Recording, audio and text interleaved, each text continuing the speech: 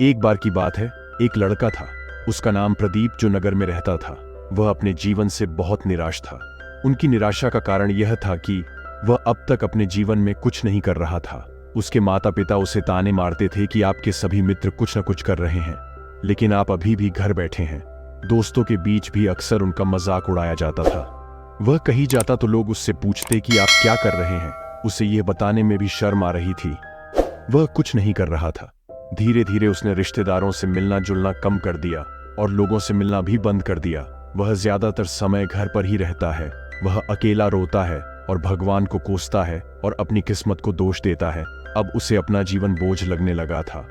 कभी कभी वह सोचता कि कब वह कुछ करने के योग्य बनेगा, और फिर वह सोचता कि जिंदा रहने से अच्छा मर जाना है। एक दिन वह अपने नगर की एक गली से गुजर रहा था। तभी उसने देखा कि एक उपदेशक दुख और परेशानियों पर उपदेश दे रहा है। वह भी उसी भीड़ में सबसे पीछे बैठ गया और गुरु के प्रवचन सुनने लगा। उपदेशक कह रहा था, दुख एक शिक्षक की तरह है जो हमें जीवन की सच्चाई दिखाता है और हमें जीने का सही तरीका सिखाता है। आप चाहे तो जिंदगी जीना भी सीख सकते हैं। गुरुजी उपदेश दे रहे थे कि तुम चाहो तो कुछ भी हासिल कर सकते हो, और अगर चाहो तो एक कोने में बैठकर रो सकते हो। इन सभी बातों को सबल ध्यान से सुन रहा था, लेकिन शिक्षक की यह बातें पसंद नहीं आई। उसने खड़े होकर कहा कि कुछ भी सिखाने से दुख दूर नहीं होता, इसमें केवल दर्द होता है। दुख की पीड़ा अनंत है। ऐसा लगता है कि इसके बाद कुछ होने वाला नहीं है। इससे कुछ भी फर्क नहीं पड़ता है।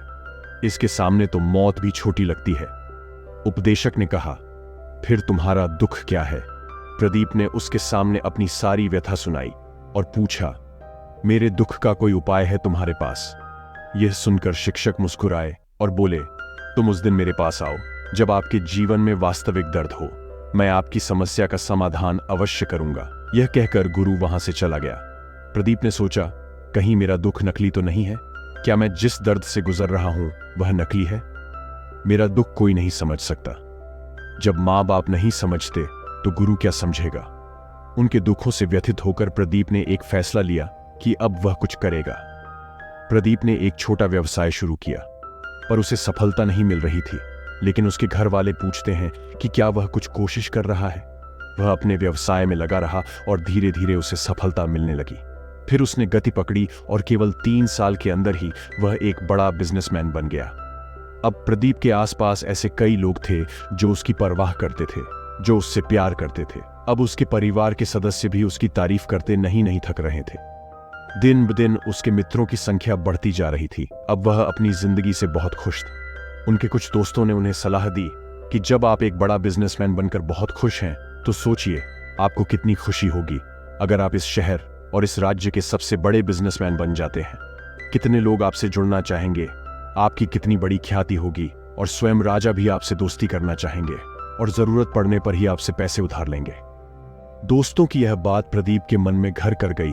अब वह और पैसे कमाने की कोशिश करने लगा, लेकिन उसे यह सब बहुत ही जल्दी चाहिए था।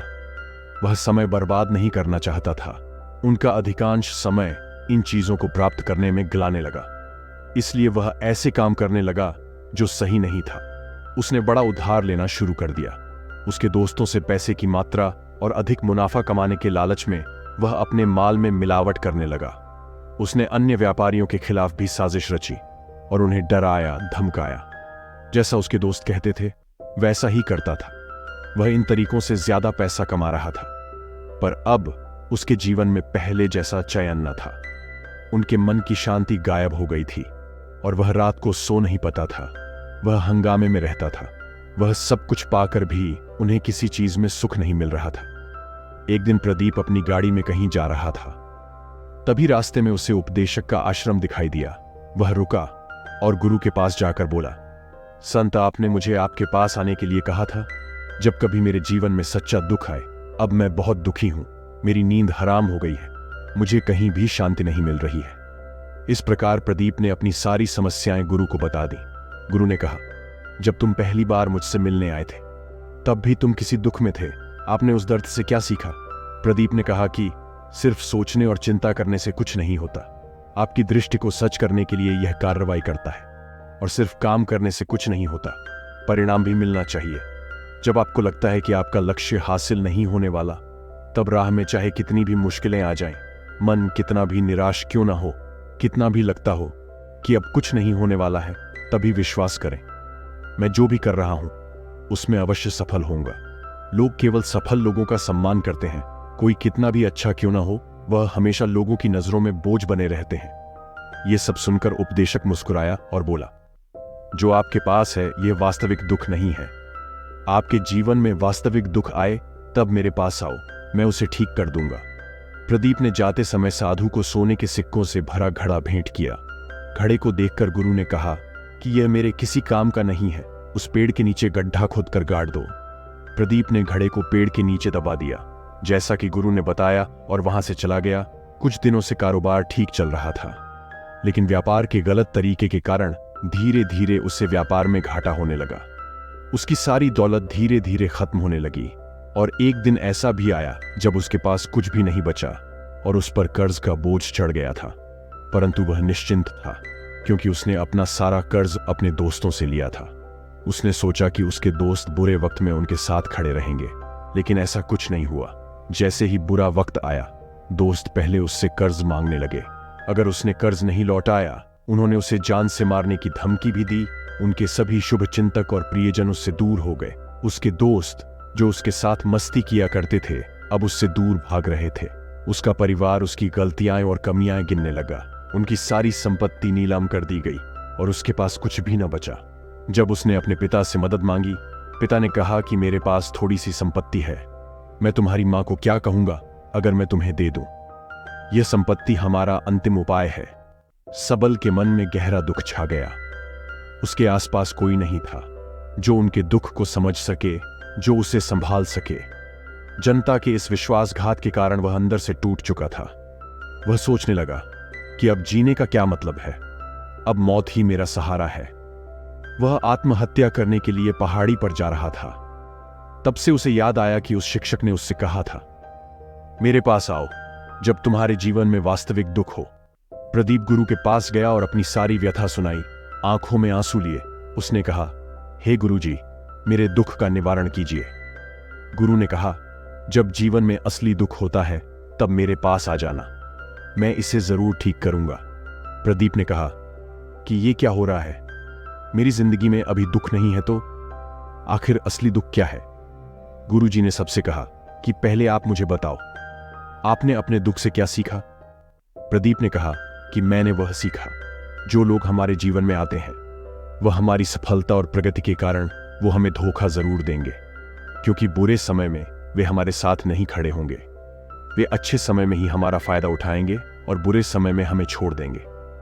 उन लोगों पर ही भरोसा करें जो हमारे बुरे समय में हमारे साथ खड़े रहते हैं। लेकिन ऐसे लोग बहुत कम होते हैं, लेकिन जिनके पास है उन्हें उनकी सराहना करनी चाहिए, उनका अपमान नहीं करना चाहिए। मैंने कभी भी किसी के खिलाफ साजिश नहीं रखना चाहिए। अपना काम ईमानदारी और धैर्य से करें और कभी लालची मत बनो। अपने सारे दुख दर्द और अनुभव बयां करने के बाद प्रदीप गुरुजी के सामने आंखों में आंसू लिए बैठ गया। कुछ देर बाद साधु उठे और पेड़ के नीचे एक गड्ढा खोदा और घड़ा निकाल लिया, जो सोने के सिक्कों से भरा हुआ था।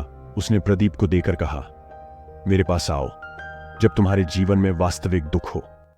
प्रदीप ने अपने शिक्षक को धन्यवाद दिया और उसे प्रणाम करके चला गया। उस पैसे से उसने एक छोटा सा व्यवसाय शुरू किया। अब वह छोटा व्यापारी बनकर भी खुश है। उसने पूरी लगन और ईमानदारी से कारोबार किया। जल्द ही वह अपने शहर का एक बड़ा व्यापारी बन गया। उनका जीवन सुख सुविधाओं से भरा हुआ था। लेकिन कोई कितना भी अच्छा क्यों ना हो, लेकिन जीवन में दुख आता है तो सबल के जीवन में भी दुख आते थे। अपने माता पिता की मृत्यु के रूप में वे दोनों एक ही दिन मर गए। प्रदीप अपने माता पिता से बहुत प्यार करता था, इसलिए उनके निधन से उन्हें गहरा सदमा लगा। वह शवों को ले गया, दोनों को श्मशान घाट ले गया, जहां अंतिम संस्कार किया गया। वहां उसने अपने माता पिता का शव जलता हुआ देखा तो उनका मन बेचैन हो उठा। उसके मन में कई सवाल उठने लगे। वह घर वापस आ गया, इसलिए उसने अपने माता पिता के घर और संपत्ति को देखा, जिसके लिए उनके पिता हमेशा लड़ते रहे। आज जो छूटा पड़ा है, जिन्होंने इसकी देखभाल की, इसके लिए लड़ने वाले इस दुनिया से चले गए। उसके पिता ने जो कुछ कमाया वह सब यहीं रह गया। एक दिन पहले तक उसके पिता मारपीट करते थे किसी के साथ उसकी संपत्ति के लिए। आज वो खुद इस दुनिया से चले गए। उसका मन ऐसे अनेक विचारों के बवंडर में था। वह अंदर से अकेला और डरा हुआ महसूस कर रहा था। वह खाली महसूस कर रहा था। उसे लगा कि कुछ है, वह समझ नहीं सका। इसलिए वह गुरु के पास गया। उसे देखकर गुरुजी ने कहा, क्या जीवन में कोई दुख है? प्रदीप ने कहा, वैसे तो जीवन में कोई दुख नहीं है, सब कुछ अच्छा चल रहा है, लेकिन आज मेरे माता पिता का देहांत हो गया है। मैं इस घटना से बेहद दुखी और परेशान हूं। गुरुजी ने कहा, इसमें दुखी होने की क्या बात है? एक दिन सबके अपनों को मरना है। कोई न कभी जिया है और न कभी रहेगा। एक दिन तुझे भी मरना है। शायद तुम कल ही मर जाओगे, या आप आज भी मर सकते हो। प्रदीप ने कहा, क्या कह रहे हो गुरुजी? मैं भी मर जाऊंगा, लेकिन मैं अभी जवान हूं। गुरु ने कहा कि सब जी रहे हैं इस भ्रम में कि मृत्यु केवल दूसरों को आती है, बड़ों के पास ही आती है। लेकिन जवान और बूढ़े मर जाते हैं, बच्चे मर जाते हैं। मौत का उम्र से कोई लेना देना नहीं है, ये सभी को प्रभावित करता है। मास्टर जी की ये बातें प्रदीप के मन में घर कर गईं और वह चुपचाप चला गया। लेकिन उसका मन अभी भी बेचैन था। वह खाली महसूस कर रहा था। वह सारा दिन अपने बारे में ही सोचता रहा कि वह कौन है, वह इस दुनिया में क्यों आया है, क्या जीवन का लक्ष्य केवल चीजों को खाना और मरना है? ऐसे कई सवाल उसके दिमाग में लगातार उठ रहे थे, लेकिन उन्हें अपने किसी भी सवाल का जवाब नहीं मिल रहा था और उसका दुख दिन दिन बढ़ता ही जा रहा था। इसलिए कुछ दिन बाद वह फिर से गुरुजी के पास पहुंचा और बोला, हे स्वामी, मैं बहुत दुखी हूं, क्योंकि मैं यह नहीं जान पा रहा हूं कि मैं कौन हूं और मैं इस दुनिया में क्यों आया। यह सुनकर गुरुजी मुस्कुराए और बोले, आज आपके जीवन में पहली बार सच्चा दुख उत्पन्न हो गया है। यह वास्तव में दुख कहलाने के लायक है। हम नहीं जानते कि हम कौन हैं, हम क्यों आए हैं, क्या करें, कैसे करना है। प्रदीप ने अपने गुरु से कहा कि उसकी दुर्दशा दूर करो।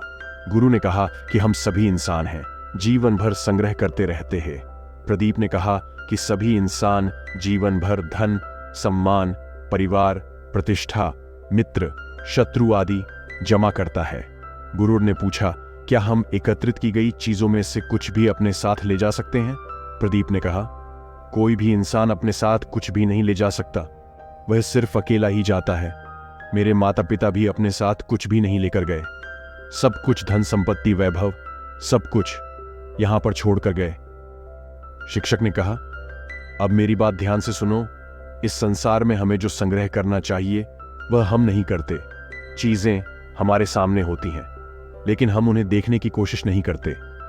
हमें इस दुनिया में जो कुछ भी इकट्ठा करना है वह हम खुद हैं। हमें खुद को जुटाना होगा, ताकि जब हम मरें तो हम एकजुट हो सकें और खुद को पहचानने में सक्षम होने के लिए हम अंदर बंटे हुए हैं। हम प्यार, नफरत, गुस्सा, ईर्ष्या में बंटे हुए हैं। क्रूरता, धन, स्थिति, प्रतिष्ठा, सम्मान, पहचान, धर्म, जाति, सैकड़ों हजारों ऐसी चीजों और इच्छाओं में हम विभाजित हैं और टुकड़ों में जीवन जी रहे हैं। इस विभाजन के कारण हमारी चेतना कभी एक नहीं हो सकती। हमारी चेतना शक्ति बिखरी हुई है, इसलिए हमारे पास इतना समय नहीं है, इतनी ऊर्जा नहीं कि हम मुड़ सकते हैं और अपने भीतर देख सकते हैं। वास्तव में धन, सम्मान और सुविधाओं का अभाव, लोग इसे दुख समझते हैं और जीवन भर के लिए जो दुख कहकर रोते रहते हैं। प्रिय श्रोताओं, आशा करता हूं कि आप इस कहानी से बहुत कुछ सीखे होंगे। ऐसी ही प्रेरणादायक कहानियों के लिए कृपया हमारे चैनल को सब्सक्राइब करें। मैं आपके निरंतर ऐसी कहानियां लेकर आता रहूंगा। तब तक के लिए नमस्कार, जय हिंद।